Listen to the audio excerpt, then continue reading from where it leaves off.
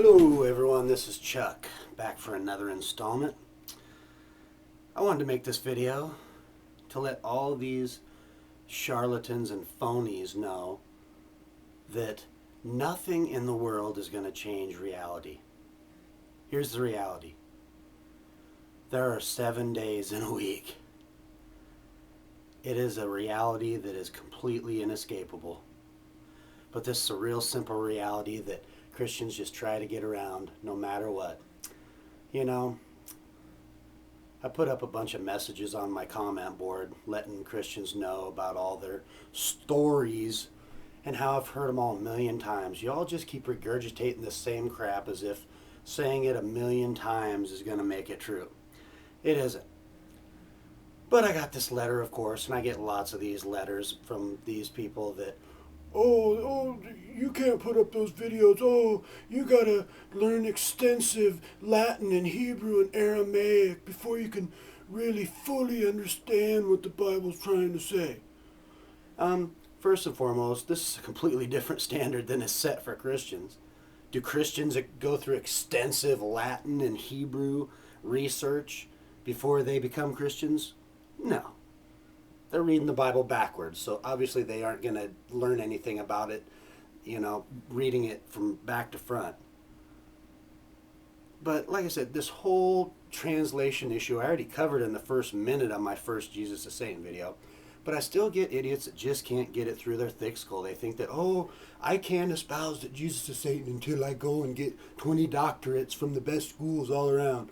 And it wouldn't matter if I did. They'd still be, you're going to go to hell. You're an idiot.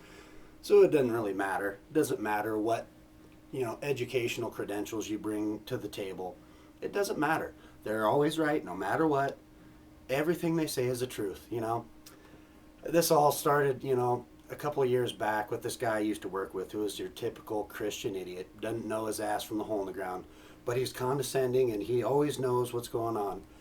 So, I put up with this Christian condescension for a while until one day I just got sick and tired of it, and I just basically called him out. Told him all about the Morning Star references and how the two stories of creation in Genesis are not about the same creation. And of course, all this time he's just doesn't even know what I'm talking about. And then a week later he comes back and says, I talked to my pastor and he told me that the two stories were about the same creation, which told me everything about the fact that he had never even read the first, book of Genesis. It's just like every Christian. He starts in the back, he forgets about the front. So everything that I'm talking about in Genesis, he's just, no, and then coming back a week later and then giving me the answers. And, so about this time I start telling him, I've heard all your BS excuses. The first one that comes up is translation. It's all lost in the translation, blah, blah, blah. And just, laying them out. Say, I've been talking about this stuff for years and years on the internet. There's nothing that you're going to say that I haven't heard. No, you just, you got to hear it from me. I'm so much better than you. So it finally took me about 4 months to get this chump to actually sit down in front of the Bible with me.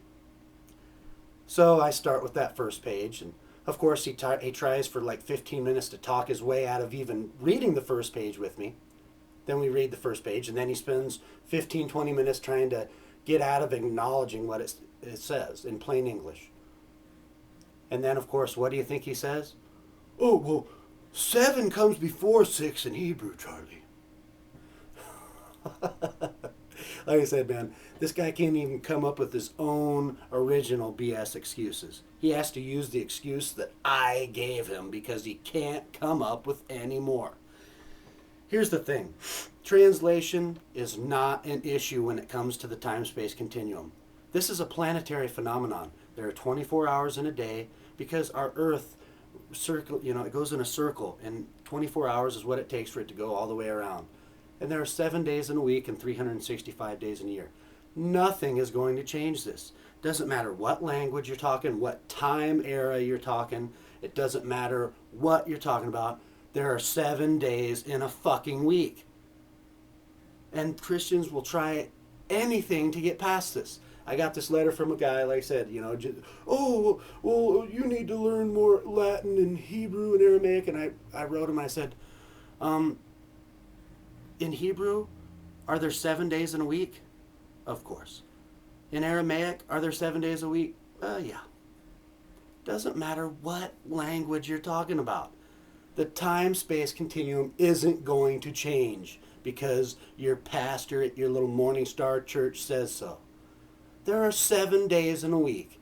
You cannot escape this. Don't matter what language you're talking, what time area you're talking. There's no way out of this. Our whole planet has to follow the time-space continuum. There are 24 hours in a day, 7 days in a week, 365 days in a year. There's no way around it. You know what? People 4,000 years ago, do you know how many days there were in a week? 7. There's no way around this. So it's real simple. All you got to do to call these frauds out is bring up that first page. And they're going to try every excuse in the book to get you off of that first page, to try not to even read it. And then if you do actually get them to read it, they're going to try anything in the world to try and get out of acknowledging the obvious.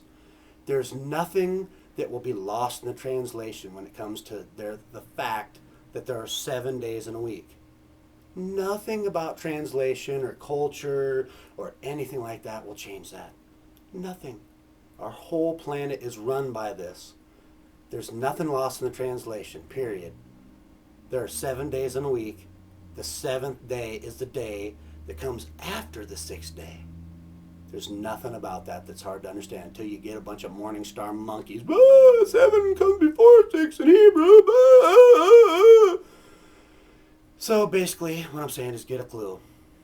There's no way around the fact that there are 7 days in a week.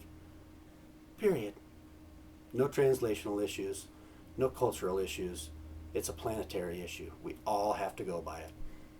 There are 7 days in a week. The 7th day is the day that comes after the 6th day. No way around it. Sorry, you little Morning Star monkeys, but there's no translational issues. The only thing lost in the translation is you.